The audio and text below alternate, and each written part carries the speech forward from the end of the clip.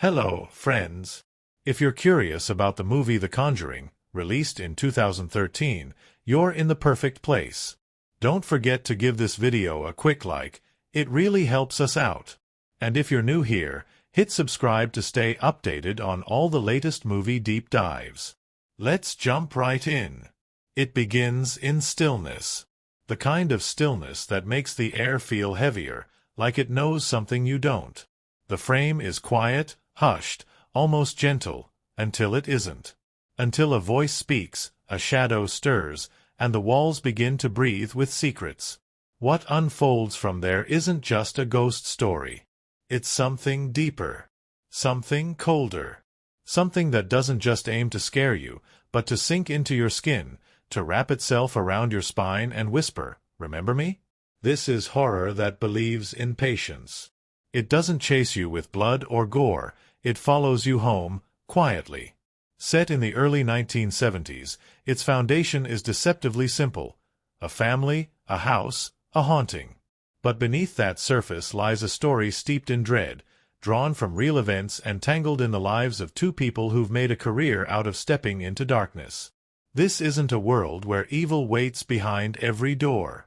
It's a world where evil waits beneath your floorboards, in your closet, in the corners you forget to look at once the lights go out. And what makes it worse, what makes it real, is that no one sees it coming until it's too late. The atmosphere is what grabs you first. Not just what you see, but what you hear, or don't hear. The silence is crafted like an instrument, and it's played to perfection. Long, stretching moments where nothing happens, except your heartbeat speeding up in anticipation. A creak. A breath. A clock ticking in a room no one's entered. That's how it starts. Not with screaming, but with suggestion. The story follows a young family, the Perrons, who move into an old farmhouse in Rhode Island, looking for a fresh start. They come with dreams of space and quiet, of country mornings and warmth. But the house has been waiting. Watching. And the moment the last box is unpacked, the cracks begin to show. The dog won't enter. Clocks stop at the same time each night. The children hear whispers where there should be none. And the walls begin to moan. Each of the 5 daughters reacts differently. Some grow withdrawn, others defiant, but the one constant is fear. It builds in small, insidious ways. Doors closing on their own. Bruises blooming without explanation. The smell of rot that appears and vanishes like a memory. And then comes the clapping game, a seemingly innocent moment that becomes one of the most bone-chilling sequences in modern horror. A blindfolded mother, laughter in the dark, and 2 hands that aren't supposed to be there. It's simple. Terrifying. Brilliant. As the family spirals, help arrives in the form of 2 paranormal investigators, Ed and Lorraine. He's grounded, practical. She's sensitive, intuitive. Together, they don't just study the supernatural, they confront it. Their presence brings order, but also confirmation. This isn't imagination. This isn't grief or madness. Something is in the house. Something that doesn't want to be observed, it wants to take. What sets their journey apart is the sincerity in how they approach fear. They aren't superheroes. They aren't immune. They're people who've seen too much and still choose to step forward. Their love, quiet, lived-in, unsentimental, is a kind of anchor in the storm. When Lorraine places her hand on Ed's, it's not for drama. It's to remind herself that she's still here, still whole. And when she steps into the basement alone, knowing what she might find, it's not because she's brave, but because she has to be. The house becomes a labyrinth of dread. Every hallway leads somewhere darker. The basement, always present, always breathing, becomes the film's underworld. And the presence, whatever it is, grows bolder. Possession looms, not just over the family, but over anyone who dares to help. It latches on, follows, infects, and the terror spreads. What begins as a haunting evolves into something older, ancient, tied not just to the house, but to the land.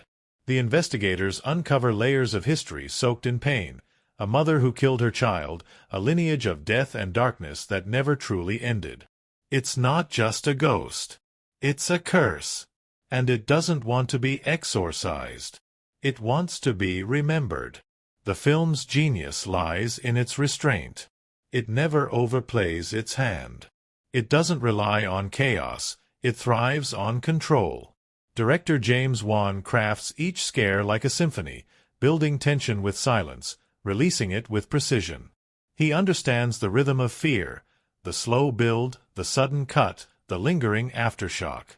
And he never forgets the characters beneath the terror. The fear feels real because they feel real. There's one scene, still talked about, still studied, where a sheet blows off the laundry line and catches on something invisible. It floats, clings, then vanishes through a window. No monster, no face, just a shape, a whisper. And it's terrifying. Because it doesn't try to scare you, it lets you scare yourself. As the story crescendos, the possession takes hold. A mother, once loving and strong, becomes something else. Her eyes change. Her voice falters. She doesn't scream, she stares. And what stares back isn't her. The exorcism that follows isn't the typical spectacle. It's desperate, dirty, human. It's not about power. It's about love. A husband shouting her name. Children crying. A priest praying not from certainty, but from hope. And in the end, it's not a spell that saves her. It's a memory. A moment of joy, whispered through the fog of evil. But the story doesn't end there. Evil, once stirred, doesn't simply sleep again. It lingers. It watches. And the final moments remind us that this wasn't a victory, it was a reprieve. The investigators return home, weary, changed. They've stopped one haunting.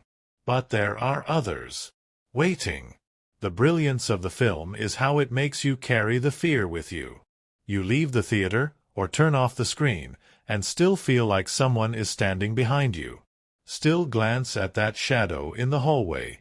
Still hear something scratching at the edge of sleep. Because the fear isn't just in the film, it's in the suggestion. The possibility. That maybe the house isn't haunted. Maybe it's not just horror. It's belief. A story that doesn't just entertain, but unsettles. Because at its core, it's not about demons or possessions. It's about what happens when darkness finds a crack in the walls of your life. When faith is tested. When family is all you have left. And when a name whispered in the dark is enough to tear everything apart. This is the kind of film that doesn't age. It lingers. It settles into the bloodstream of cinema. It created not just a franchise, but a feeling. A new standard. A benchmark for how horror could be elegant, intelligent, devastating. And as the screen fades to black, as the final chord of music echoes out, you don't feel relieved. You feel watched. Because maybe you are. It opens not with the expected darkness, but with something worse, something eerily ordinary. A handheld camera. A grainy recording. Two young women, students, recounting their experiences with a doll. Their voices tremble as they explain what happened. The doll moved on its own, left notes written in a child's scrawl, appeared in places it should never be. It's not the doll itself that terrifies, but the silence between the women's words. The way their fear sits like lead in their chests. It's not the doll itself that terrifies, but the silence between the women's words. The way their fear sits like lead in their chests. This is how the story begins, not with a haunting, but with the introduction of the people who are drawn to them. Two figures emerge from that opening frame. Not the victims, but the listeners. Ed and Lorraine. Not flashy. Not overtly charismatic. Just calm. Focused. They listen with care, patience, and a kind of quiet authority that only comes from witnessing too much. They've seen worse, you realize. Far worse. And that's when the camera pulls back from the doll, from the apartment, from the grainy footage, and settles into something deeper. Their lives aren't dramatic by appearance. They give lectures. They organize a cluttered room full of cursed artifacts, mirrors, toys, tokens from their investigations, all locked behind glass and warnings. But beneath the domesticity lies a storm. Lorraine sees things she doesn't always understand. Ed feels the weight of being her shield. Their bond is unshakable, but not untouched by fear. There's a heaviness to them, like they've both been touched by something they don't want to name. Far from their world, a family arrives at an old farmhouse in Harrisville, Rhode Island. They don't look like victims. Not yet. The parents are vibrant, chaotic, full of love. Roger, the father, carries the burden of responsibility quietly, and Carolyn, the mother, holds the heart of the home with a kind of soft defiance.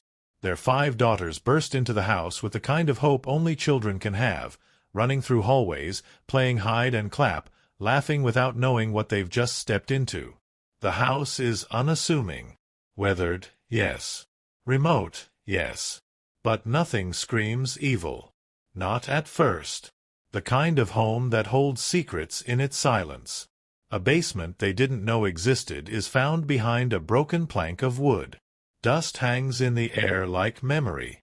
The dog refuses to enter the house. The clocks stop at 3:07 every night. A series of small things. Almost ignorable. Almost. The children begin to change in subtle ways. One daughter starts sleepwalking again, something she hadn't done in years. Another begins talking to a friend no one else can see. Carolyn wakes up with bruises, deep, dark, aching, as if something tried to take from her in the night. The nights grow colder. The laughter fades. And the clapping game, once innocent, begins to turn. It's a simple game. One child blindfolded, the others hiding, clapping to give hints. A game of trust. But trust begins to erode when claps come from places no child is hiding. One night, Carolyn plays alone with her daughter. The child runs ahead. Carolyn follows the sound of clapping into a room, empty, dark. She turns. Another clap. But this one comes from hands that don't belong to her daughter. The sound echoes, unnatural. And the camera lingers on her face, just long enough to let the fear sink into the audience's bones. That's when things begin to accelerate. The spirits in the house grow bold. A door creaks open on its own, slowly, as if inviting. Photos fall from the walls. Carolyn hears voices whispering in the dark. And the smell, sulfur, rot, something dead buried deep, begins to stain the air. One night, in the basement, she finds herself trapped. The door slams shut. The bulb bursts. She's swallowed in blackness. Then, 2 hands emerge beside her face. Clap, clap. A game turned nightmare. Desperation sets in. Roger tries to remain calm, logical. But logic dissolves in the face of what they're experiencing. Carolyn, with bruises deepening and daughters growing more afraid by the day, seeks help. She finds a lecture. A couple who've been whispered about, studied, praised, dismissed. Ed and Lorraine. She listens. And afterward, she pleads. Not with arrogance. Not with drama. Just a quiet, exhausted mother saying, "Please come to my home." Ed is hesitant. Lorraine is silent for a moment, then nods. There's something about Carolyn's eyes, something she recognizes. A quiet kind of drowning. When they arrive, the house greets them. Lorraine steps inside and feels it immediately. The energy. The pull. She doesn't speak, but her breath catches. Ed moves through the rooms like a man walking through fog. They sense it.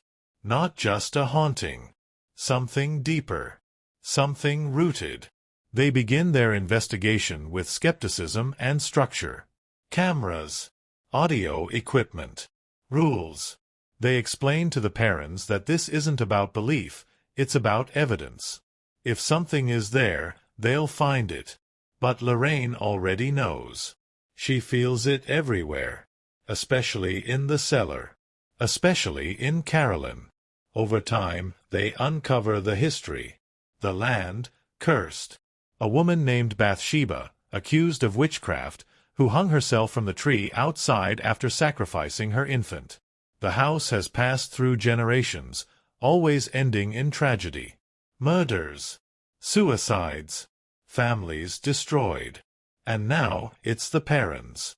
As Lorraine moves deeper into the house, she begins to see more. Visions, echoes, the spirits of the dead children. A woman in the shadows, weeping, reaching. The veil between worlds grows thinner around her. She sees something attached to Carolyn, feeding on her. And she realizes, this isn't a visitation. It's a possession in progress. The fear grows not just in volume, but in intimacy. It becomes personal. Lorraine starts seeing visions outside the house. During a moment of peace with her own daughter, something follows her. A warning. The evil in that house isn't content to stay. It's testing boundaries. And time is running out. As Carolyn deteriorates, physically and mentally, Ed grows more worried for Lorraine. He's seen what these cases do to her. Drain her. Break her. But she won't walk away. Not from this family. Not when she knows what's coming. The parents don't just need protection. They need salvation. And so they prepare. To confront what's in the house. To go deeper into the dark. To find the name behind the whispers and cast it out before it consumes everyone. But the house doesn't wait. It begins to fight back. Something shifts. It doesn't happen all at once. It's more like a slow cracking beneath the surface, a pressure building that you don't notice until the ground gives way. The house no longer hides its intentions. The thing that was once lurking in corners, whispering in the dark, has begun to move freely. It doesn't need to wait anymore. It has chosen its target, and the time for games is over. Carolyn begins to change. Her body bears the marks of something unseen, bruises in places no one can explain, a look in her eyes that flickers with someone else's awareness. Her voice thins, her patience shortens, her presence dims. She begins to drift from her daughters, watching them without recognition. The family notices. They say nothing at first. But their silence is shaped by terror. Not just of what might be happening to her, but of what she might do. Meanwhile, Ed and Lorraine dig deeper, piecing together the fragments of the house's cursed history. The timeline unfolds like a sickness passed from family to family. The story of Bathsheba becomes more than a local legend, it takes on flesh. A woman who killed her child as an offering to Satan. A noose hung from a tree that still stands outside the parents' house. Her final words before she died, said to be a vow to torment anyone who trespassed on her land. The investigators realize this isn't a simple haunting. It's a parasitic force, one that needs pain to grow. Meanwhile, Ed and Lorraine dig deeper, piecing together the fragments of the house's cursed history. The timeline unfolds like a sickness passed from family to family. The story of Bathsheba becomes more than a local legend, it takes on flesh. A woman who killed her child as an offering to Satan. A noose hung from a tree that still stands outside the parents' house. Her final words before she died, said to be a vow to torment anyone who trespassed on her land. The investigators realize this isn't a simple haunting. It's a parasitic force, one that needs pain to grow. And it's growing fast. The youngest daughter, April, begins speaking to an unseen friend with increasing intensity. She whispers to it, plays with it, but her eyes, wide and distant, betray her fear. One night, she vanishes. Panic tears through the house. Doors slam. Windows lock. The family searches every corner until they hear a faint knock from inside a cupboard built into the walls. They find her curled up, pale and trembling. "She told me not to tell," is all she says. The house, now pulsing with malevolence, becomes a living entity. Cold spots multiply. Shadows move even in light. Lorraine stands in the middle of the basement and senses something rising. She closes her eyes, and she sees a woman possessed, standing over her child. Blood. Screams. Then, silence. But the vision doesn't fade. This time it clings. Something attaches to Lorraine. Something that doesn't belong in her world. Then the mirror shatters. Not literally, but something fractures inside her. After returning from the house, she looks at her daughter differently, holds her tighter, whispers apologies into her hair. When Ed asks what's wrong, she doesn't answer right away. Then she says, "If we stay in this, it won't stop at the parents." He knows what she means. And he knows they can't turn away now. They present their findings to the church. It's not just about permission, it's about protection. If they're going to perform an exorcism, they need sanction. But the bureaucracy is slow, methodical, doubtful.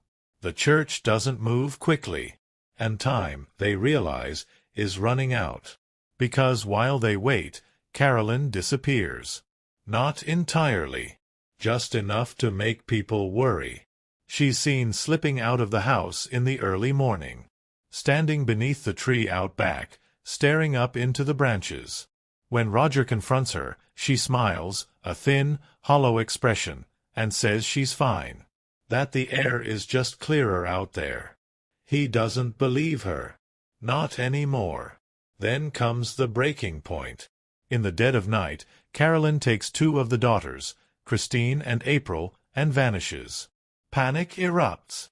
Roger calls Ed. Lorraine already knows what's happening. "It's starting," she says. They track her to the old house.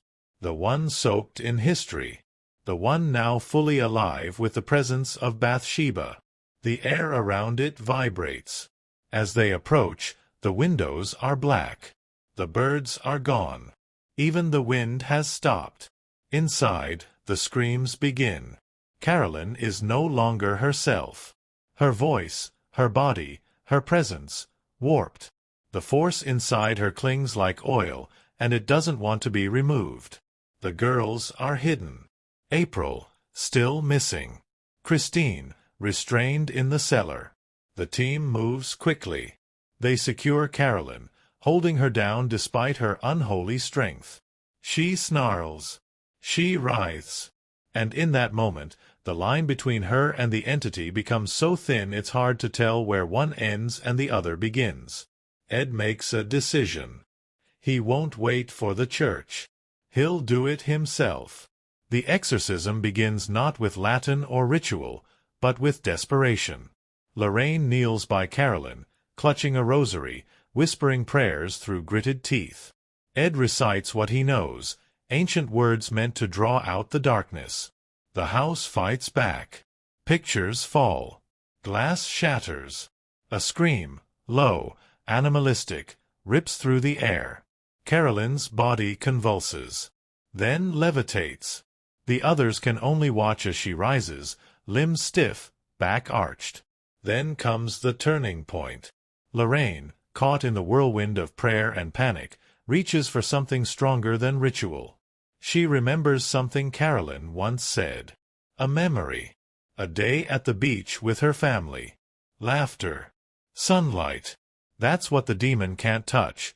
The joy, the love, the truth of who Carolyn is. So she speaks it.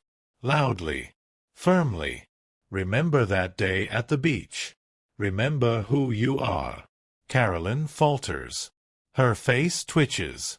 The entity howls inside her. But Lorraine pushes harder. The power of memory, of love, crashes through the noise. Carolyn begins to cry. Deep, shaking sobs. The possession starts to break. Ed finishes the rite. The house screams with her. And then, silence. It's over. Almost. They find April hiding beneath the floorboards, untouched. The girls are safe. Carolyn collapses, exhausted but free. The house, once so alive with rage, falls still. Not healed. Not cured. But quiet. The parents embrace, their family held together not by answers, but by survival. Outside, dawn begins to bleed across the horizon. Ed and Lorraine walk out in silence. The wind has returned. Birds sing. The nightmare has passed. For now. Back at their home, Ed places another artifact in their locked room of cursed objects, a simple music box, worn and pale. He closes the door. Lorraine turns to him and smiles. "The church approved the exorcism," she says. He laughs, tired. "Good to know." The phone rings. Another case. Another haunting.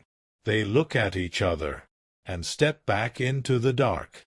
In a world where evil hides in walls and whispers in the dark, it is not the ghosts or the ghouls that hold our attention the longest. It's the people. The ones who stand trembling at the edge of the unknown and still dare to step forward. The characters in this story are not etched in black and white. They're not heroes in capes or victims waiting to be rescued. They're flesh and bone, fear and faith, hope and hesitation. And each one, in their own way, carries the weight of something bigger than themselves. There is something unmistakably grounding about Ed. He moves through the chaos with a steadiness that doesn't come from certainty, but from experience.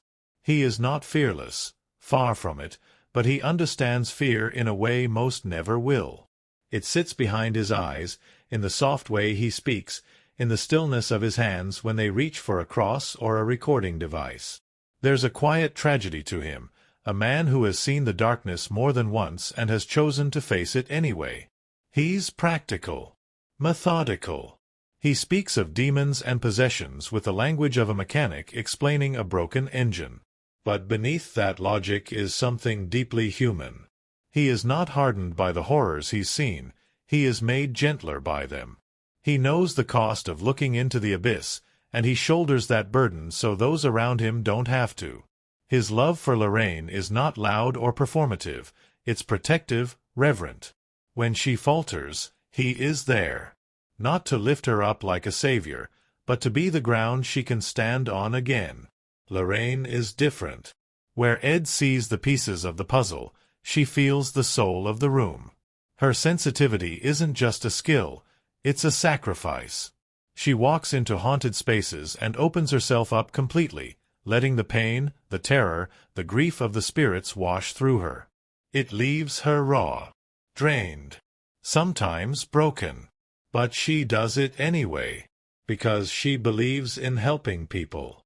Not in saving them with spectacle, but in showing them that they are not alone in the dark. Her character is carved from empathy. But she does it anyway, because she believes in helping people. Not in saving them with spectacle, but in showing them that they are not alone in the dark. Her character is carved from empathy. You see it in her eyes as she listens to Carolyn Perron recount the bruises. You feel it in the tremble of her voice when she sees a ghost that no one else can. She doesn't scream. She doesn't run. She breathes through it, clutches her rosary, and moves forward. And yet, she is never framed as weak. Her strength is found in her softness, in her willingness to be vulnerable in the face of something ancient and evil. Together, Ed and Lorraine form a bond that transcends the romantic. It's spiritual, unbreakable. There's a moment, subtle, almost easy to miss, when they look at each other after witnessing something terrifying. No words are spoken, but everything is said. They understand each other completely. Their faith doesn't just lie in God. It lies in one another. And that is what makes them powerful. Not the tools they carry, but the love they carry. Then there is Carolyn, a mother of 5, worn thin by the weight of responsibility and the creeping fear that something is wrong with her home. She is not dramatic. She doesn't burst into hysterics.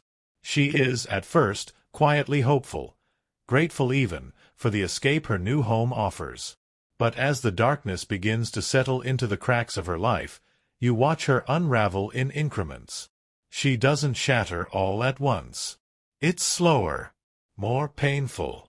She hides the bruises, smiles for her children. But her eyes tell another story. What makes her character so compelling is how real she feels. She is every parent who has ever stayed up at night, listening to a child cry in the dark and wondering if it's more than just a nightmare. Her strength isn't in grand gestures, but in endurance. In the way she fights to keep herself present, even as something unseen begins to take her over. She is the emotional core of the family, and when she starts to fade, everything begins to tremble around her. And then, in the film's most harrowing moments, she becomes a battleground. Possessed, twisted, and contorted by the entity that seeks to destroy her family. But even then, even when her voice is not her own, when her eyes are blackened and her body no longer obeys, there is something underneath still fighting. It's that final flicker of motherhood, of love, that allows her to come back. And when she returns, gasping and broken, you feel the full weight of what she had to crawl through to get there.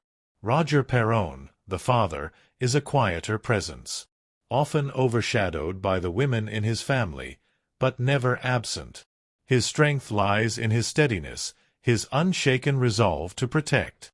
He's not a man built for this kind of battle. He doesn't believe in spirits or curses, but he believes in his wife, in his daughters. And when the line between the physical and the spiritual is crossed, he doesn't retreat. He fights, not with crosses or chants, but with love. His panic when Carolyn disappears, his desperation when he pleads with Ed and Lorraine, these are the actions of a man who will carry his family through fire if it means saving them. Each of the daughters is drawn with care, not caricatures, but individuals. There's Nancy, brave and bold. Andrea, the eldest, shouldering more than she should. Christine, vulnerable but observant. Cindy, whose sleepwalking becomes a ritual of dread. And April, the youngest, with her haunted conversations and heartbreaking innocence. Together, they create a tapestry of reactions to trauma. Some fight, some freeze, some pretend everything's fine. But all of them, in their own way, hold pieces of the house's pain. One of the most quietly devastating performances comes from April. Her relationship with the spirit, her invisible friend, is portrayed not with sensationalism, but with sadness. Children often see what adults cannot. And her acceptance of the presence, her willingness to speak with it, feels less like horror and more like survival. It's not until the spirit turns cruel that she begins to understand the danger. And when she hides during the climax, curled in fear, we see the cost of innocence lost. The antagonist, if it can be called that, is less a character and more a force. Bathsheba is not given long monologues or dramatic entrances. She lingers, waits. Her presence is felt more than seen. A whisper, a shape, a shadow where there shouldn't be one. But her influence is undeniable. She is the perfect embodiment of how horror should work, not through physical confrontation, but psychological corrosion. She doesn't just want to haunt. She wants to infect. To wear someone down from the inside until there's nothing left but a shell. And in Carolyn, she finds a doorway. The way she moves, the way she twists Carolyn's love into something violent and unnatural. It's cruel in a way only the truly evil can be. Bathsheba's terror is not in what she does, but in what she makes others do. Even minor characters, like Father Gordon and the skeptical police officer Brad, serve to reflect different facets of fear and faith. Brad begins as a cynic, rolling his eyes at the notion of spirits. But when confronted with undeniable proof, he doesn't retreat. He adapts. He fights. His journey is small, but significant. A reminder that belief often comes not from miracles, but from survival. At its core, this is a film about people who are willing to stand between the innocent and the unimaginable. Not because they are fearless, but because they are called to. And that calling is not grand. It's quiet. It lives in late-night prayers and hands held tightly in the dark. Each character, from the seasoned investigators to the trembling child, is drawn not with exaggeration, but with empathy. Their reactions feel real because they are grounded in something deeper than fear. They are grounded in love, in the unbearable responsibility of protecting those we care about, even when we don't understand what's coming for them. And that's what lingers long after the final scene. Not just the shadows, not just the screams, but the people. Frightened, flawed, faithful, still standing. There are films that entertain, and then there are films that unsettle something far beneath the surface. But every so often, there's a story that doesn't just live on screen, it bleeds into the real world. Shadows stretch beyond the frame. Whispers follow the crew home. And strange things, things that shouldn't be, begin to happen. This story is one of them. Not just what was captured on film, but what happened around it. In between takes. In the darkness off camera. The kind of facts and happenings that people mention in hushed tones, as if speaking them too loudly might make them true again. From the very beginning, there was a sense that something was different. The screenplay, inspired by the real-life case files of Ed and Lorraine Warren, had already drawn attention before the first shot was ever filmed. The Warrens, seasoned in the paranormal, weren't just characters, they were collaborators. Lorraine herself was alive during production. She visited the set, offered guidance, and watched as her past, filled with darkness, deliverance, and danger, was stitched into a cinematic mirror. But with her presence came something else. It started small. Cast members reported feeling cold, even when the lights were blazing. Props moved between scenes, ever so slightly, without explanation. The crew would reset a shot, turn away for a few minutes, and find the furniture ever so misaligned when they returned. Nothing major. Just enough to feel off. A lamp tilted the wrong direction. A door that wouldn't stay closed. A wardrobe door swinging open on its own when no one was near. Then came the claw marks. One of the actresses, who played a member of the Perron family, woke up in her hotel one morning with 3 long scratches on her back. She hadn't bumped into anything. She hadn't slept with any sharp objects. But there they were, angry and red. She brushed it off. Until it happened again. This time on her stomach. No one had been in her room. The marks had appeared while she slept. When she showed the producer, he reportedly turned pale. 3 marks, he whispered. They say that's the mocking of the Trinity. From that point on, the set carried a tension that was impossible to ignore. Director James Wan, known for his meticulous control of mood and tone, maintained a calm exterior, but even he admitted something felt off.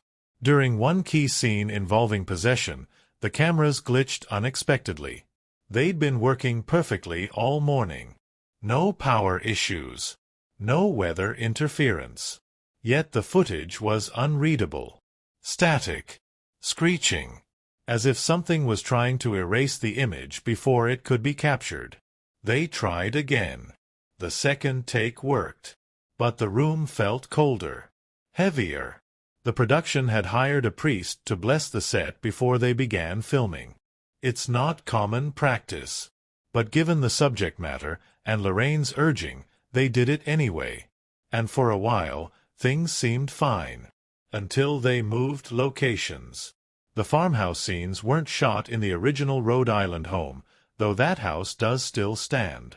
Instead, they built a set, painstakingly replicating the architectural eeriness of a creaking, centuries-old house. And it was there, in that constructed darkness, that things began to intensify. Crew members started having nightmares. Vivid. Repetitive. A woman standing at the foot of the bed. A child's laughter echoing in the hall.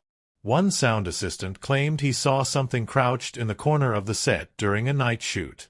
He thought it was a crew member, maybe a grip taking a break. But when he walked over, no one was there. He didn't speak of it again. The strangest story, though, belonged to Vera Farmiga. She had been cast as Lorraine, tasked with carrying the spiritual weight of a woman who had seen things most would flee from. Vera approached the role with care, often speaking to Lorraine directly, studying her mannerisms, her faith, her calm in the face of chaos. One evening, after reading the script in her hotel room, Vera closed her laptop and turned away. When she turned back, 3 long claw marks were gouged into the screen. No one had touched it. She was alone. And the laptop was brand new. Later, she would say, "It was as if something didn't want me to tell this story." She didn't back out of the film. But she asked for prayers before and after her scenes. She wore a rosary under her costume. Not for show. For protection.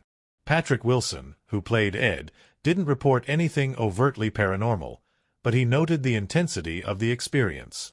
"It's not just playing a role," he said. "You're stepping into something heavy. You feel it on your shoulders."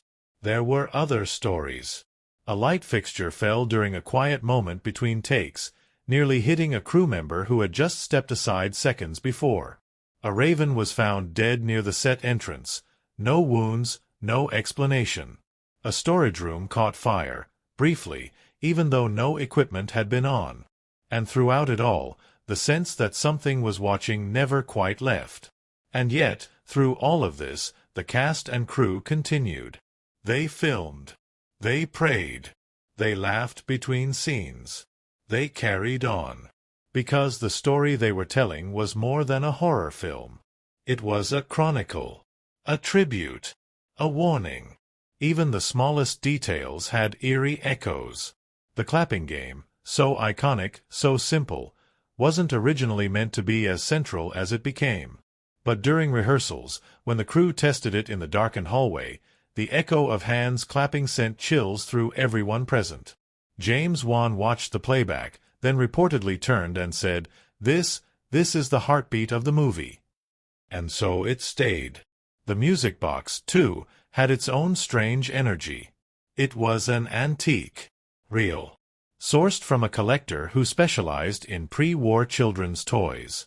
When they wound it up, the tune was slightly off-key. Not broken.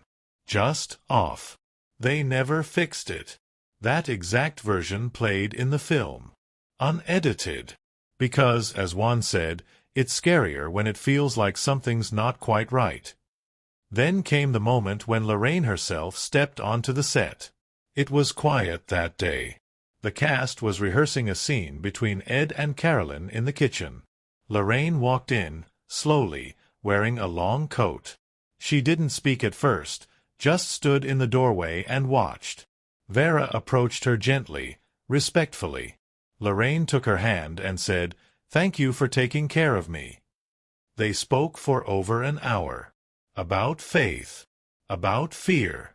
About the toll this kind of life takes. Lorraine didn't share every detail. Some things, she said, were meant to stay with her.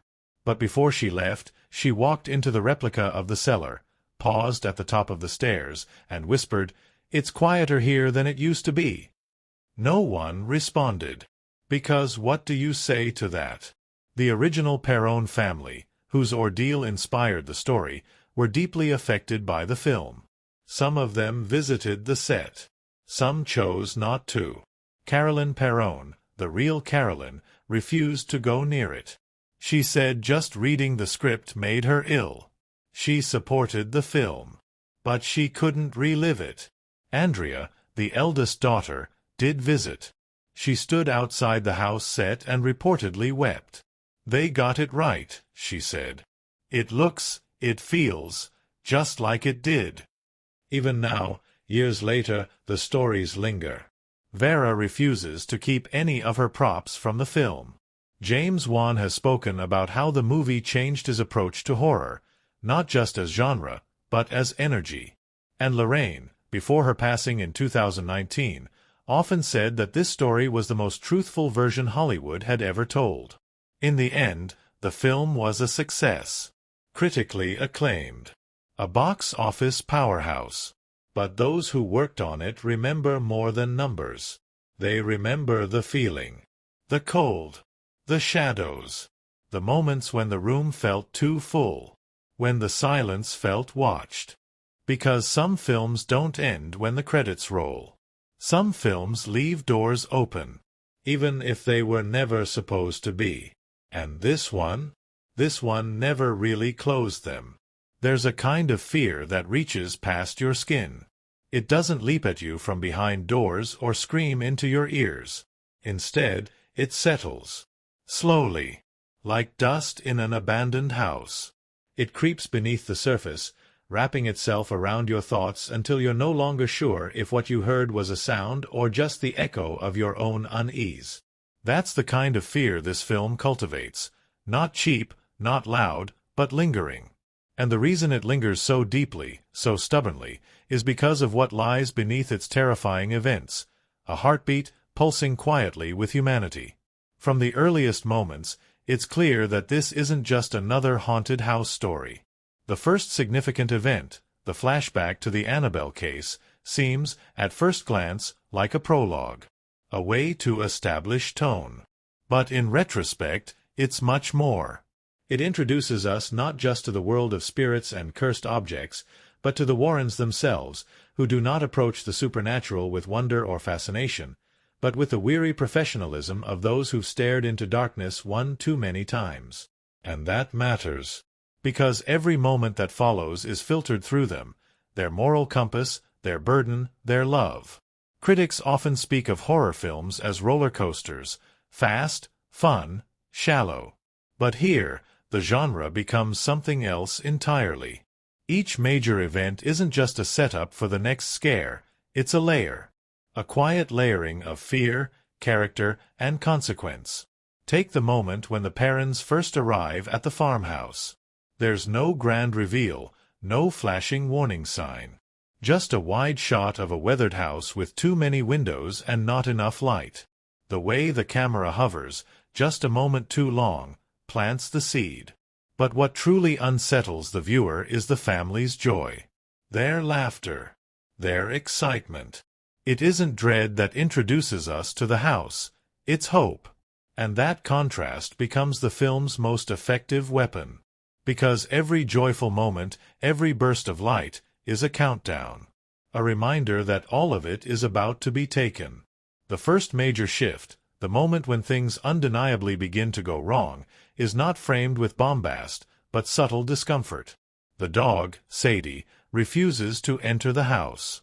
She growls at the doorway, ears flat, tail tucked. And then, the next morning, she's gone. Found cold and lifeless in the backyard. It's quick, brutal, but it resonates because of its simplicity. No monster. No spectacle. Just a death. A warning ignored. That choice, to ground fear in emotional realism, is a hallmark of the film's most critical praise. It doesn't rely on blood or body count. It trusts atmosphere. It trusts silence. But even more so, it trusts grief. As the haunting escalates, Carolyn Perron's slow unraveling becomes a devastating centerpiece.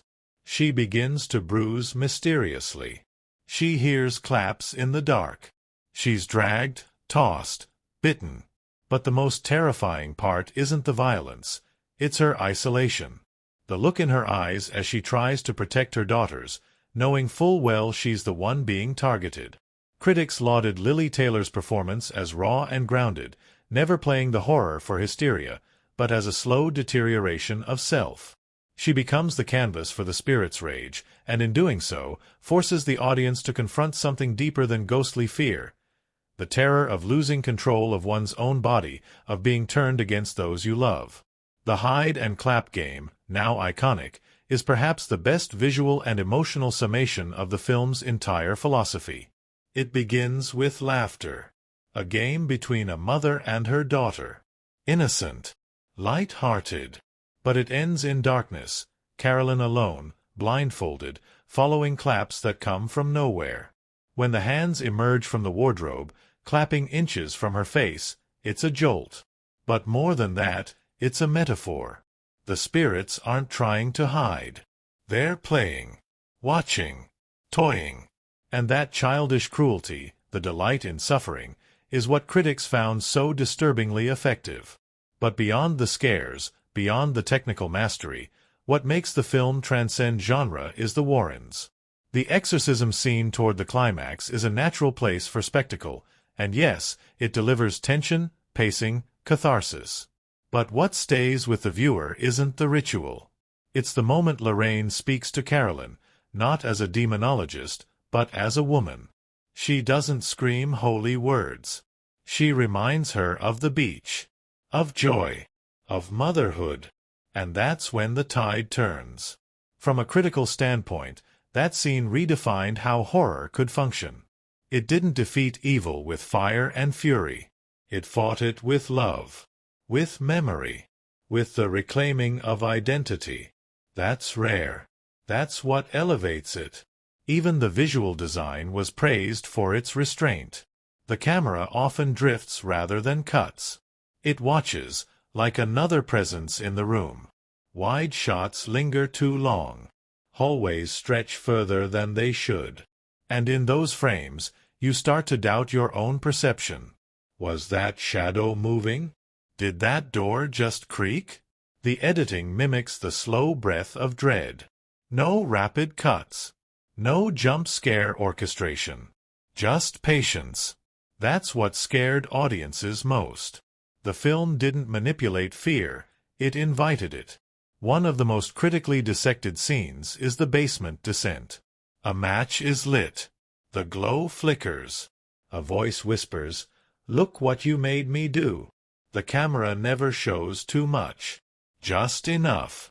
And the scream doesn't come from the ghost. It comes from Carolyn, a mother in the dark, hearing something she cannot unhear. Even the sound design, praised across nearly every review, acts not as background, but as character. Clocks ticking.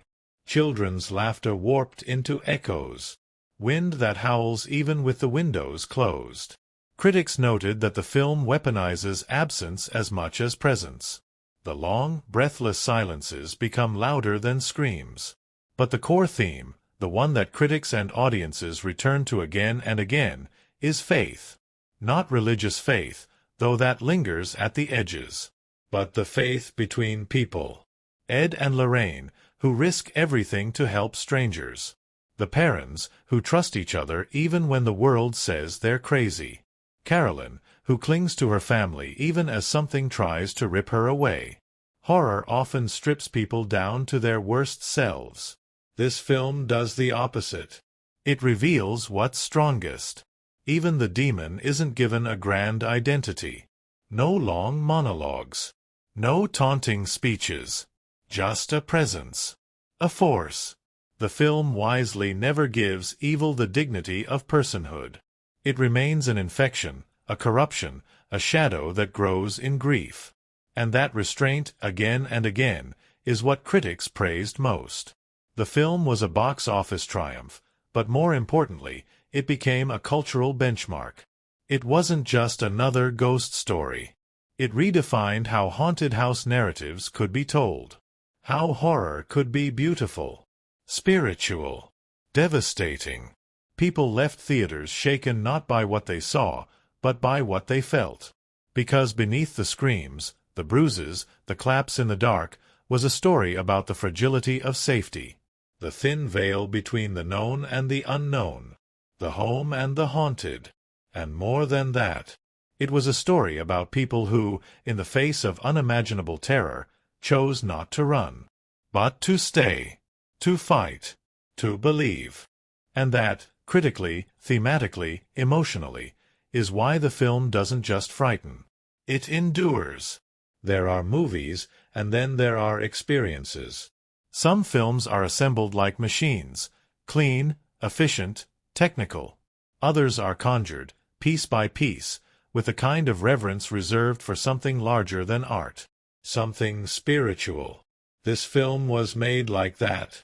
Not just with craft, but with caution. Every scene felt like it carried a pulse, a breath, as if the story being told didn't begin with the first day of shooting, but with something much older. Something that had been waiting. The production began quietly. No major fanfare. Just a team gathering to tell a story based on a real-life case so terrifying it had already become the stuff of legend. Director James Wan had been chosen not because of spectacle, but because of atmosphere. He understood shadows, silence, the art of restraint. And from the first day, he made one thing clear to his cast and crew. This wasn't just another horror movie. This was personal. Everything started with research. Mountains of it. Ed and Lorraine Warren had documented their paranormal cases in detail. Journals, recordings, interviews. Lorraine was still alive, and she became a vital part of the process. Not just a consultant, but a presence. Vera Farmiga, cast as Lorraine, spent hours with her, sitting across from her in quiet corners of her Connecticut home, listening to stories that didn't feel like fiction. Vera didn't just study her voice or mannerisms. She studied her spirit, her gentleness, her sorrow, her unshakable faith. She had this way of looking at you, Vera said later, like she already knew what you were going to ask. Patrick Wilson, who played Ed, took a more observational approach. He studied tapes, watched old lectures, and tried to understand how Ed approached people. Not the ghosts, but the families. He realized quickly that Ed wasn't chasing fame. He was trying to protect people from something he believed was very real. Patrick brought that into his performance, grounding Ed not in drama, but in devotion. Casting the Perron family was equally meticulous. Lili Taylor, as Carolyn, became the emotional core of the film. She approached the role with openness, ready to be broken, haunted, possessed. She didn't play fear as panic, but as erosion. Ron Livingston, as Roger, offered a counterbalance, rational, skeptical, quietly terrified. And the daughters were cast with an emphasis on realism.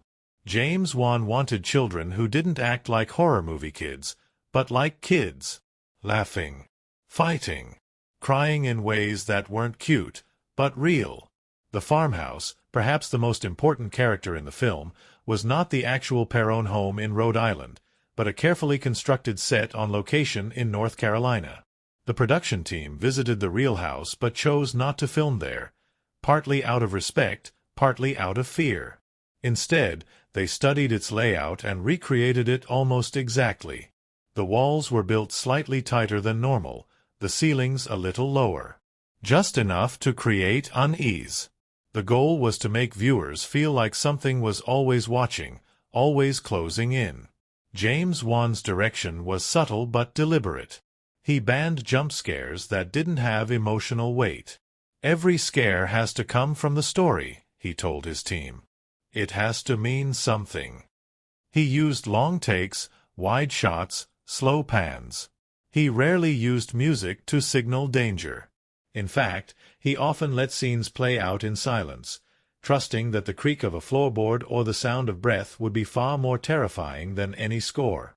The infamous clap game scene was not in the original script. It came from an improvisation during rehearsals. One noticed how the actresses playing the daughters used the game to bond, and something about it lingered. It was innocent, intimate, and once it was placed in the context of a dark hallway and a mother searching alone, it became iconic. That moment, when ghostly hands clapped just inches from Carolyn's face, was captured in a single take.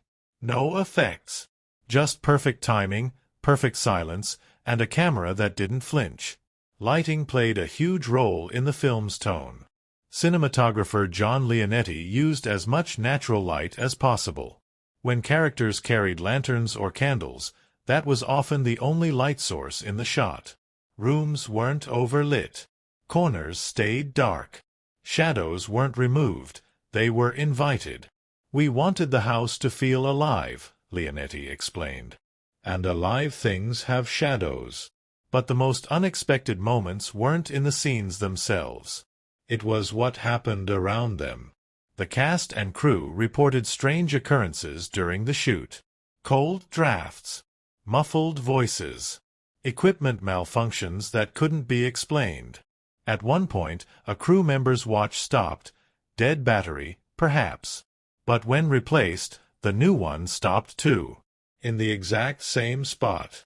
A priest had been brought in to bless the set before filming began, but even that didn't stop the strange energy. Vera Farmiga refused to take her script home after finding 3 claw marks scratched across her laptop screen after reading one of the possession scenes. "Something didn't want me telling this story," she later said. One night, while filming a scene in the replica of the Perron basement, the temperature dropped so fast that cameras had to stop rolling to prevent condensation on the lenses. Crew members saw their breath, even though the building had no air conditioning and was surrounded by summer heat. But despite all of that, or maybe because of it, the set bonded in a rare way. The cast became a family. Between takes, they played cards, shared stories, even held prayer circles before filming intense scenes. Lili Taylor led a few herself. She said it wasn't about religion. It was about grounding ourselves in something good before going back into the dark. The sound design, often overlooked in horror, was crafted with obsessive care. Every creak, whisper, and gust of wind was captured in layers. The team recorded real doors in abandoned farmhouses. They mixed children's laughter with slowed-down animal cries. Even the silence was sculpted. Some scenes had sound removed entirely just to create a pressure that couldn't be named. The ticking clock motif was recorded from an actual 19th-century wall clock found in a New England antique shop. The music, by Joseph Bishara, was designed less like a score and more like a haunting. It didn't rise and fall with action. It hovered. It scraped. It hummed. Bishara used strings that were detuned and bowed with metal. He layered in vocal textures that sounded human but weren't. And in the final scenes, when Carolyn is possessed and Ed attempts the exorcism, he let the sound distort into something primal. Something that felt like the house itself was singing. And yet, through all the care and darkness, there was humor. There had to be. Patrick Wilson often broke the tension between takes by playing guitar on set. He learned a few old gospel songs to help get into character, and the sound of him softly strumming became a kind of ritual for the cast. Vera once joked, "We had demons by day and lullabies by night." The crew kept a creep counter on set, marking every unexplained incident. By the end of filming, it had reached over 50 entries.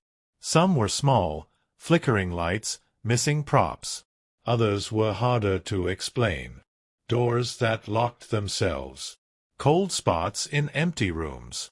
When filming wrapped, many crew members said goodbye to the set like it was a living thing. Some took pieces of wood from the farmhouse walls. Others left their tools behind on purpose. One grip wrote on the floor beneath a rug in the basement set, "Thank you for not following us home." The final product was more than just a film. It was the result of devotion, fear, and something unspoken.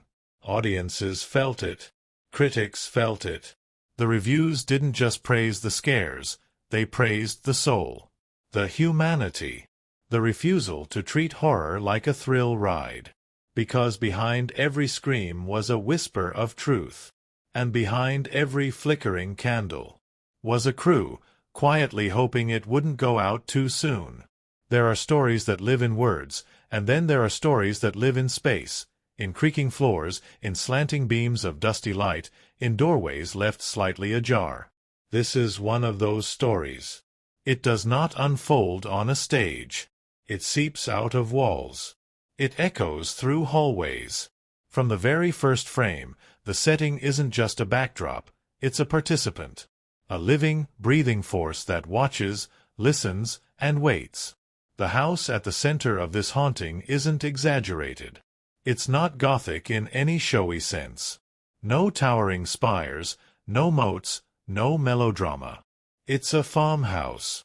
Simple. Weather-worn. Quiet. And that's exactly why it terrifies. Because it feels possible. A place you've driven past. A house you've visited. A home you could live in. And in that familiarity lies its power. The decision to base the setting on a real location was not taken lightly. Though the actual Perron family house still stands in Rhode Island, production chose to recreate it in North Carolina. Not just to replicate the layout, but to control its mood. The art department pored over photos, maps, floor plans. Every corner, every wall, every window was carefully chosen to reflect something deeper than history. They weren't just building a house, they were building a memory. A trap.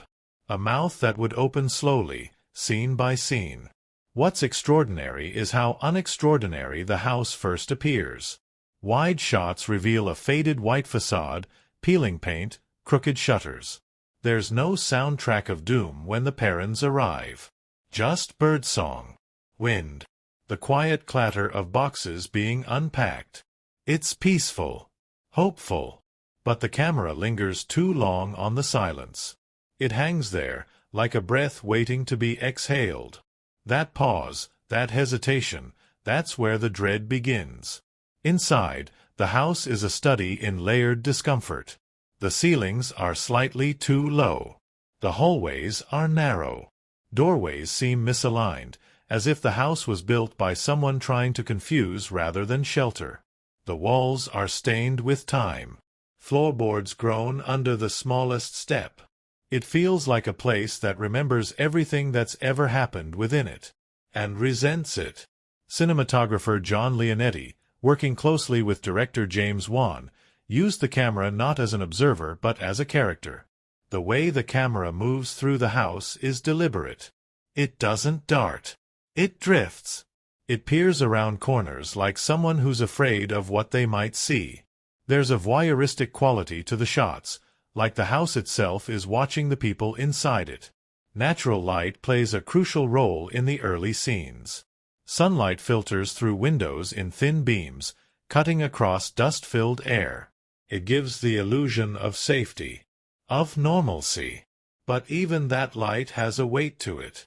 It feels old, tired. And as the story deepens, the light begins to vanish.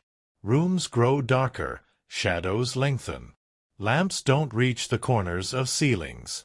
Candles flicker as if disturbed by breath no one hears. Color, too, is a quiet weapon. The palette shifts almost imperceptibly. Early on, the tones are warm, muted yellows, soft browns, faded reds. But as the haunting spreads, those colors are drained.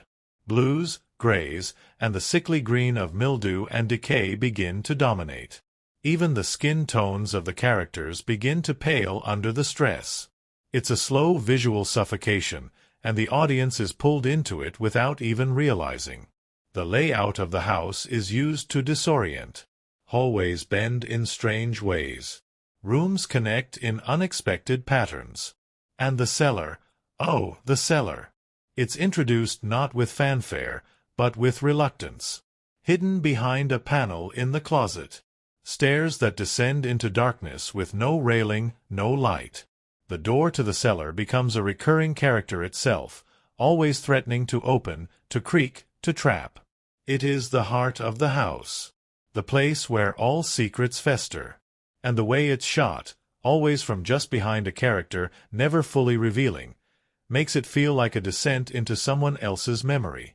During night scenes, the cinematography becomes almost predatory. The camera hugs tight to the characters, keeping them in narrow frames as they move through dim spaces. This closeness amplifies their isolation. The house swallows them. Swallows us. Even when multiple people are in a scene, it feels like everyone is alone. The clapping game scene, now etched into horror history, is a masterclass in setting and visual suspense. The camera follows Carolyn, blindfolded, through the house. The way the light disappears.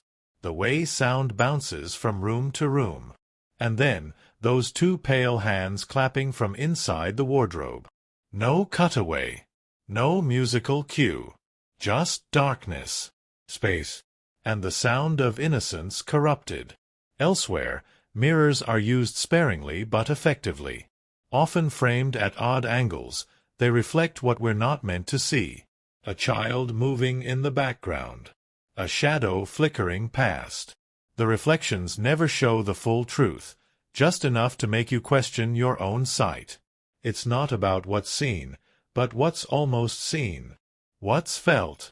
The use of sound within the setting is equally vital. The house breathes. It creaks. It groans. Even in silence, there's a hum. Floorboards shift underfoot. Pipes whisper in the walls. Every sound is part of the house's language. And the absence of sound, those unbearable stretches of quiet, are not empty. They are loaded. Pregnant with dread. Practical effects enhance the physicality of the setting. Doors slam without CGI. Beds are lifted off the ground using hidden rigs. When Carolyn is dragged by her hair, there are no digital wires. The house itself becomes the mechanism of fear. Every scare feels real because it was made real, on set, in frame, without filters. When the Warrens enter the house, the visual language shifts slightly. The camera steadies. The shots widen. For a moment, there's clarity. But it's only temporary. As Lorraine begins to feel the energy of the house, the camera tightens again. Ed becomes framed in doorways, suggesting entrapment.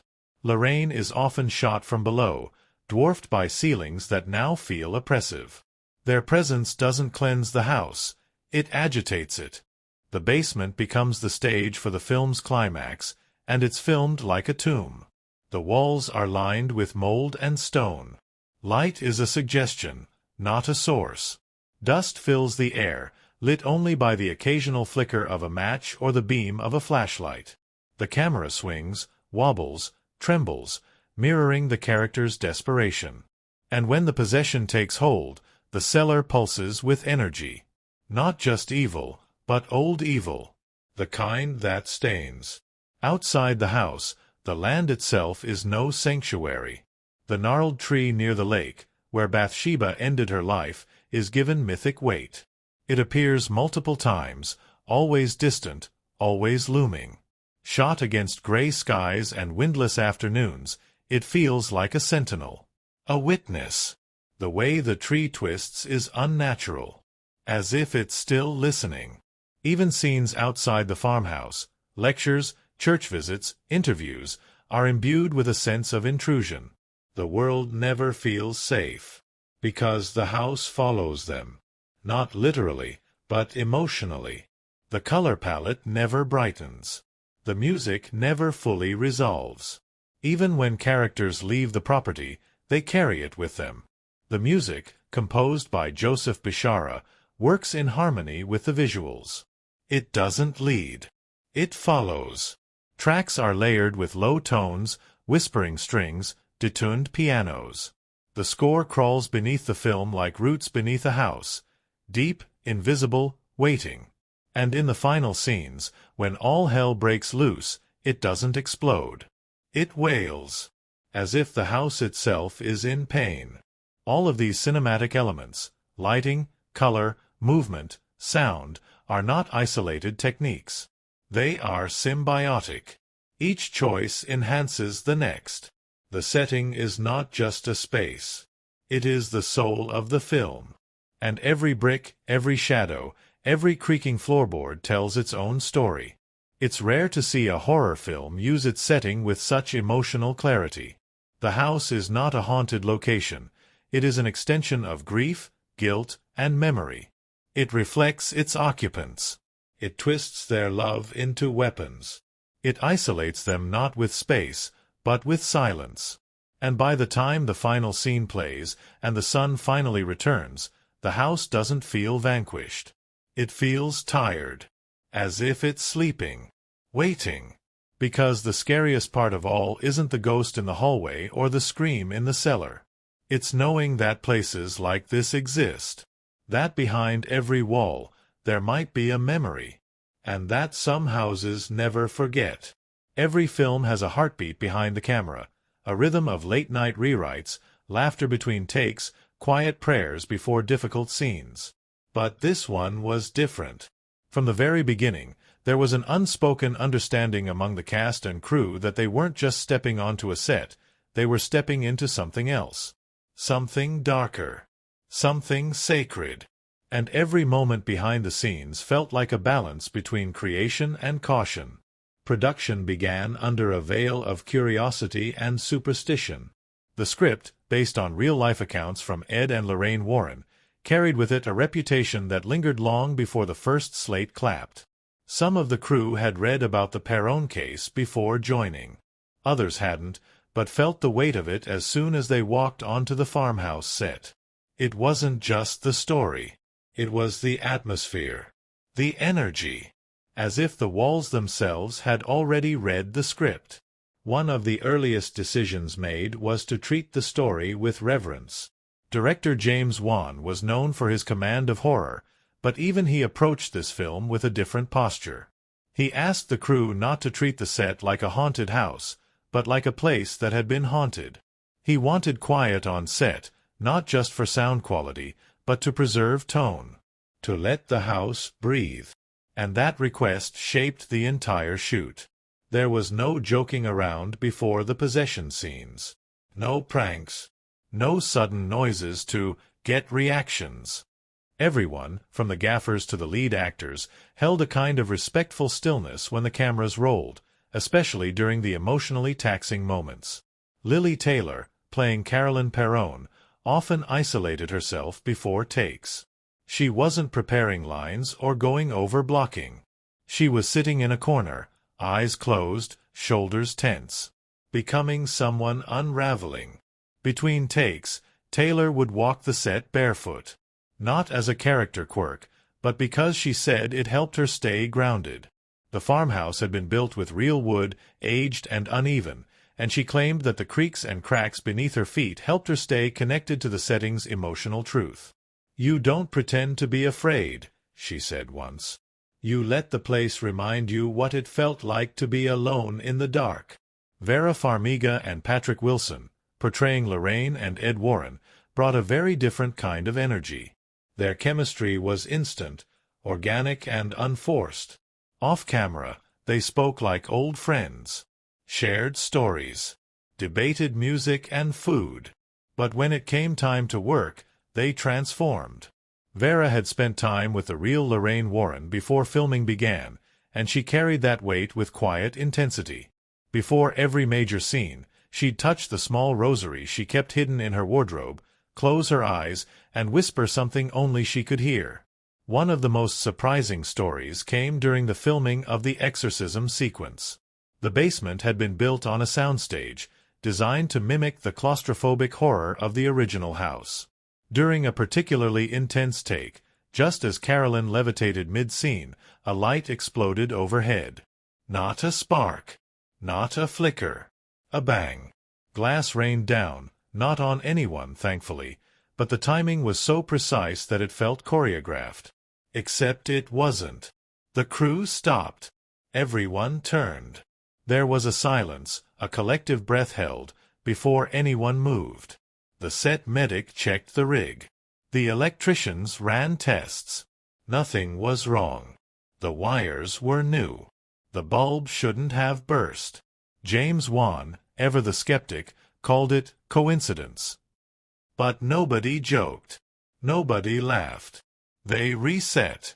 And rolled again. Another time, during a rehearsal of the now iconic clap game scene, the hands that were meant to clap near Carolyn's face missed their cue.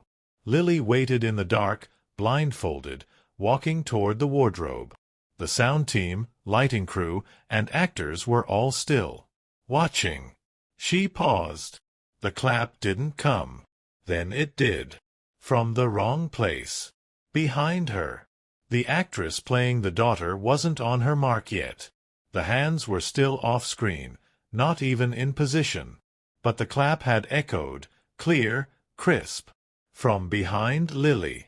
Everyone froze. James Wan asked if someone had clapped early. No one had. They played the audio back. It was there. They never found the source. But they used that take. Between the serious scenes, there were moments of levity. Patrick Wilson, a talented musician, brought his guitar to set. During breaks, he'd sit on the porch of the farmhouse set and strum quietly. Old folk tunes, blues riffs, gospel hymns. The cast would gather. Sometimes sing. It became a ritual of sorts. A way to cleanse the space between scenes soaked in darkness. Vera once joked that the real ghost on set was a bluesman with unfinished verses. The child actors were shielded from the heavier aspects of the story as much as possible. James Wan, understanding the emotional toll the material could take, made sure they were present for only what they needed. They rehearsed in pieces, often performing fear in playful ways. But even so, there were days when the youngest among them asked not to go back into certain rooms alone. Especially the basement.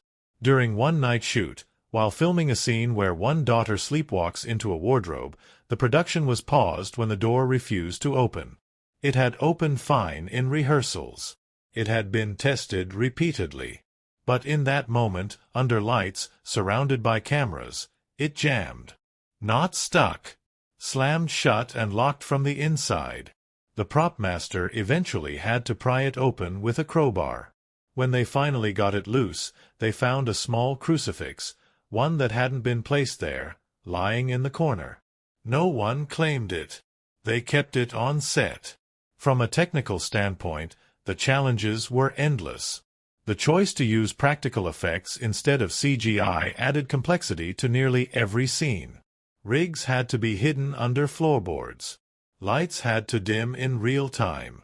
Furniture had to move invisibly. The rig used to yank Carolyn through the kitchen had to be reset between each take, adjusted carefully to prevent injury. And when the beds levitated, they weren't green-screened. They were suspended by wires, weighted perfectly to simulate real movement. Sound was recorded in layers. The house's creaks and groans were captured in total silence, then manipulated to match the emotional pitch of each scene. They even brought in an audio team to record the silence of the set at night, true silence, the kind that hums. James Wan believed that silence itself could be a character. And when you watch the film, you feel it. That eerie stillness, always there, always waiting to break. The final night of shooting was filled with both exhaustion and reverence. They wrapped with a simple scene, Ed and Lorraine walking through the house one last time. No effects. No screams. Just quiet closure. When James Wan called cut for the final time, no one cheered. They didn't rush to strike the set. Instead, the cast and crew stood together in the main room of the farmhouse. Someone dimmed the lights. Patrick played a few notes on his guitar. And Vera, eyes closed, whispered a prayer into the air. It wasn't for show. It was a thank you. Because this film wasn't just made. It was survived. The farmhouse set was dismantled shortly after. Props packed. Costumes stored. But some things lingered. Crew members reported dreams, strangely vivid, recurring. A few refused to speak about the shoot in detail even years later. Not out of fear. Out of respect. Because something happened there. Not something you could prove. But something you could feel. A story stepped out of the shadows. And for a little while, the people who told it lived inside the dark. Some stories reach you through terror. Others through truth. But every so often, a story reaches deeper. Past your understanding, past your comfort, to the place where belief and fear live side by side. This is that kind of story. Because beneath the flickering lights and slamming doors, behind the screams and the shadows, lies something far more unsettling than ghosts. It's the quiet, relentless idea that evil doesn't need an invitation. It only needs a crack in the walls. And that love, real love, is the only thing strong enough to hold it back. At first glance, it's a haunted house film. But that's only the surface. The true weight of the story rests in the themes buried beneath the scares. And the most pressing of them all, the spine of the film, is faith. Not just religious faith, though that hums quietly through the story's veins, but faith in its broadest, most human form. Faith in people. In love. In survival. The entire film becomes a test of faith, for a mother losing control, for a husband watching helplessly, for two investigators trusting each other to walk through darkness one more time. The house doesn't target the family because they are weak. It targets them because they are together. And that's one of the film's more heartbreaking truths. That evil doesn't just seek chaos, it seeks to break unity. It wants to twist love until it becomes unrecognizable. To take the bonds that hold people together and turn them into chains. That's what happens to Carolyn Perron. She is not just possessed, she is hollowed out. Her love for her children is turned against her, her body weaponized by the very force she once used to protect. There's a scene, quiet, haunting, where she looks at her daughters and doesn't see them. Not really. Her eyes track them, but not with warmth. It's a subtle moment, but that's where the true horror lies. Not in the supernatural, but in the absence of something human. The possession is terrifying because it erases her. That erasure is a kind of death. And it points to one of the film's deeper themes, identity. The idea that we are vulnerable not just to ghosts, but to forgetting who we are. Throughout the film, we see characters tested by this idea. Carolyn forgets her strength. Roger forgets how to help. Even Lorraine, grounded as she is, fears what her visions might take from her. And so, the film becomes a story of reclamation, of memory, of self, of love. The final battle isn't just spiritual. It's personal. When Lorraine whispers to Carolyn, reminding her of a day at the beach, it's not just a strategy. It's salvation. Remember who you are, she says. And in that moment, the demon loses its grip. Because you cannot fully possess someone who remembers themselves. That theme, of memory as power, is woven throughout the story. Even the Warrens carry it. Lorraine is haunted not just by spirits, but by the past. By the things she's seen. The visions she can't forget. Ed carries it differently. In the weight of his voice. The way he watches her when she's too quiet. The way he steps in front of her when danger gets too close. He remembers the toll. And he carries it so she doesn't have to. The bond between Ed and Lorraine becomes another central theme, partnership. Not in the romanticized sense, but in the way two people can build a wall around each other. They don't need to say much. A glance is enough. A nod. A hand held a second too long. Their love isn't dramatic. It's anchored. And that's what evil fears most, people who are not alone. The film's symbolism supports this again and again.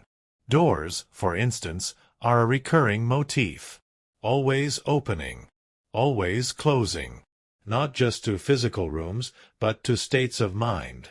The cellar door, hidden beneath the stairs, becomes a metaphor for buried pain.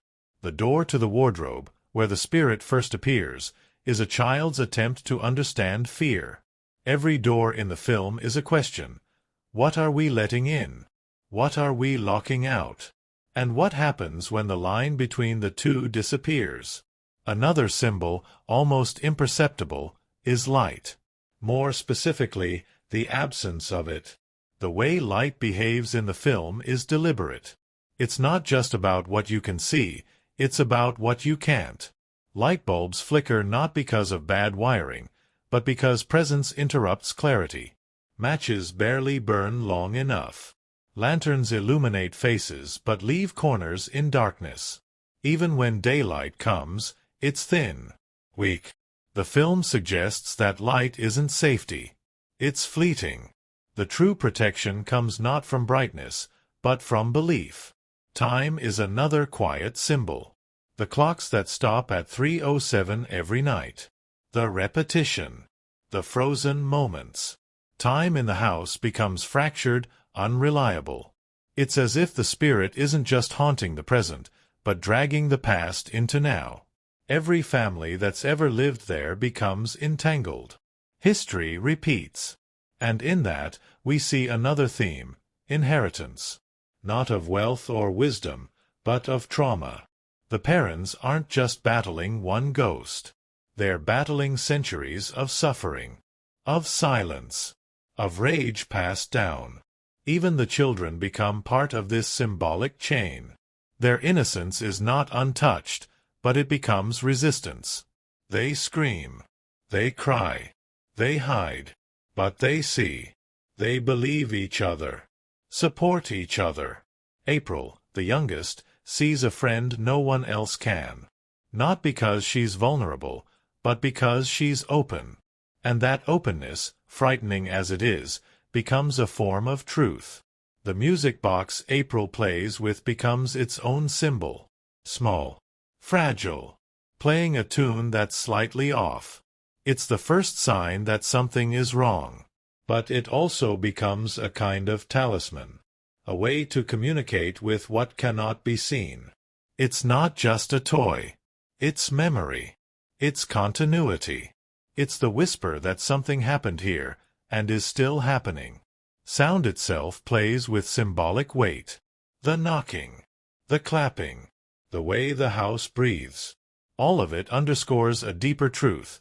Evil doesn't need language. It speaks in absence. In echo. In breath. And yet, the human characters fight back with the same tools. Lorraine listens. Ed records. They try to understand what's being said. And in doing so, they bridge the gap between the physical and the spiritual. The living and the dead. Even the act of exorcism is reframed symbolically. It's not an act of domination. It's not fire and brimstone. It's empathy. Ed doesn't scream at the demon. Lorraine doesn't curse it. Instead, they speak to Carolyn. They reach for her. They remind her of who she is. And that becomes the final theme, redemption. Because this is not a film about defeating evil with power. It's a film about defeating evil with love. The final moments solidify this. The family does not leave the house victorious. They leave together. That's the real win. That, above all, is the story's core, togetherness. In fear. In faith. In the fight. Because in the end, the ghosts aren't just in the house. They're in the choices we make. The pain we bury. The love we protect. And the light we fight for. Even in the dark. There's a reason this film doesn't just scare you in the moment. It haunts you afterward. It lingers in your thoughts when the room grows quiet, flickers across your memory when you're walking alone at night. And it isn't just because of what it shows you, but because of how it shows you. Every shadow, every breathless pause, every whisper in the dark is crafted with such precision that the film doesn't feel watched, it feels experienced. As if you were there, inside that house, listening with held breath while something unseen moved just out of view. From the first frame, it's clear that this is a story told with intention. Not just in what's being said or shown, but in the very tools used to tell it. Director James Wan, already known for his innovative work in horror, didn't approach this as just another chapter in the genre. He approached it like a slow-building piece of classical music, layered, structured, and deeply rooted in silence as much as sound. One of the most effective techniques employed is his use of long, unbroken takes. Rather than relying on rapid cuts or frantic editing, Wan lets the camera breathe. It glides through hallways. It pans across rooms with the slow inevitability of something stalking its prey. This deliberate pacing serves a dual purpose. It builds tension with every second, and it forces the viewer to scan the frame, to look closely for what might be lurking in the background. And sometimes, nothing is there. But the act of looking becomes its own source of fear. This visual strategy is amplified by the film's commitment to practical effects. The decision to minimize CGI was not just stylistic, it was psychological. When you see a chair move on its own, or a sheet pulled away by unseen hands, the weight and physics of those actions feel real because they are real. Everything has substance. Texture. The audience subconsciously registers the difference between digital fabrication and physical manipulation. And that difference is everything in a film built on atmosphere. The cinematography, crafted by John Leonetti, becomes a character in itself. The lighting is naturalistic, often using single sources, lamps, candles, sunlight filtering through dusty windows. Darkness in this film isn't an enemy to be banished. It's a presence. It seeps into the frame. It waits in corners. The shadows are thick, layered, and alive. In some scenes, the blackness feels so dense you could reach into it. But the genius lies in restraint. The film doesn't flood its frames with darkness, it lets it creep. A little more with each scene. One of the most acclaimed sequences, the clap game, demonstrates this masterfully. The camera follows Carolyn through the house, blindfolded, as she calls out for her daughters. The clapping starts. At first, playful. Then, something shifts. The light dims. The hallway stretches. And two hands clap near her face, ghostly, out of place, yet captured in a single breathless shot. There's no cut. No music. Just raw tension. The camera moves like a presence itself, a voyeur in the dark, never intervening, just watching. Sound design plays a colossal role in the film's emotional rhythm. It isn't just an enhancement, it's a strategy. Sound editors Joseph Zubin and Joe Zubin built a sonic world that functions like a heartbeat.